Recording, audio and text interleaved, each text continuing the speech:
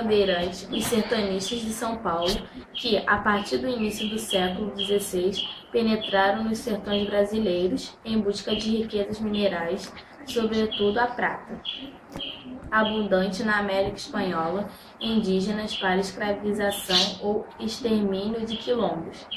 A maioria dos bandeirantes eram compostos por índios, caboclos e alguns brancos, que eram os capitães das bandeiras, informa Afonso Tauane. Citando uma carta do jesuíta Justo Mansilla, que a segunda bandeira, a de Nicolau Barreto, em 1602, foi composta por 280 portugueses, número elevado considerando que São Paulo tinha poucos habitantes. No ano de 1602, saiu de São Paulo a buscar e trazer índios. Nicolau Barreto, com o pretexto de buscar minas, e levou em sua companhia 270 portugueses e 3 clérigos. Os caboclos, ou seja, descendentes de casais de índios e brancos, eram os principais elementos do grupo, pois eram a ligação direta entre o colonizador branco e o nativo, um índio que conhecia as terras. Os bandeirantes paulistas, devido à sua pobreza, não podiam adquirir escravos africanos e escravizavam. Por isso, os indígenas, além de portugueses, os bandeirantes também falavam a língua tupê, e com ela nomearam vários lugares por onde passaram, e dominações estas que, muitas vezes, persistem até hoje. Segundo o Mando Real de 1570, a lei das ordenanças nas zonas rurais, em vez da companhia de ordenanças, se organizavam uma bandeira.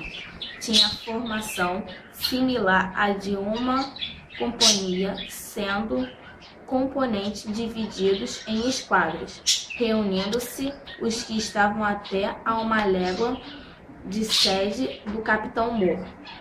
Foi esta a origem das bandeiras que exploraram e devassaram o território brasileiro. Foi esta a origem das bandeiras que exploraram e devassaram o território brasileiro.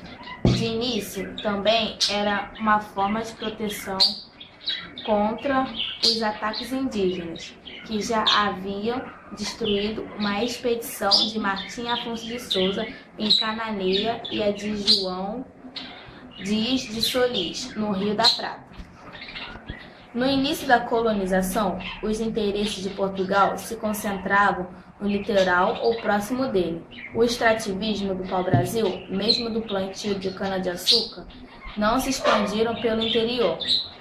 O fator geográfico, com certeza, foi um dos que mais desmotivaram a penetração dos colonizadores. A Serra do Mar, que mais parece uma grande muralha, recoberta por densas matas, dificultava a penetração.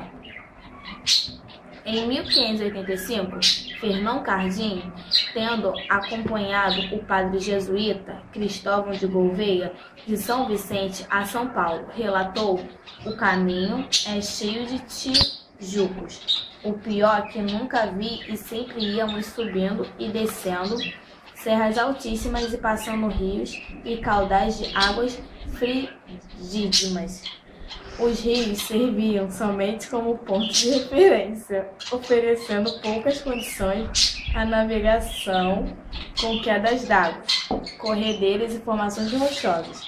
Esse foi outro fator que atravessou a penetração do branco no território brasileiro. A maioria dos bandeirantes andava descalça. Apenas algumas usavam botas, normalmente feitas de couro. Usavam coletes e armaduras para se protegerem. Usavam armas com espingardas de um início, tiro e bacamartes. Houve poucas expedições ao atual território de Minas Gerais, nos séculos XVI e XVII.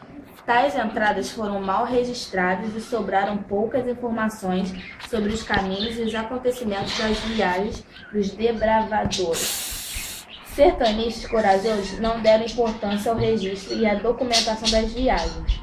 Uma bandeira vagueava anos por matas e sertões, sem uma só pessoa com conhecimento de uma astronomia e geografia para guiá-los. Todos procuravam o limite do Brasil, que era o Rio Paraná, estabelecido por Pero Lopes de Souza, em 1535. Os objetivos dos bandeirantes.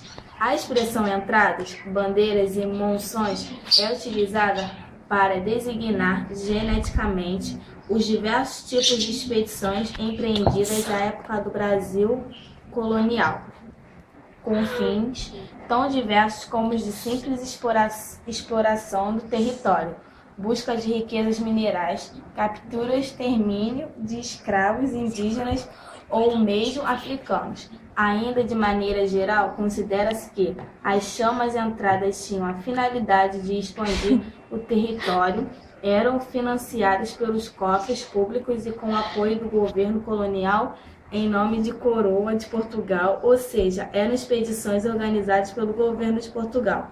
As bandeiras eram iniciativas de particulares associados ou não que em recursos próprios buscavam obtenção de lucros, ou seja, eram expedições organizadas por bandeirantes.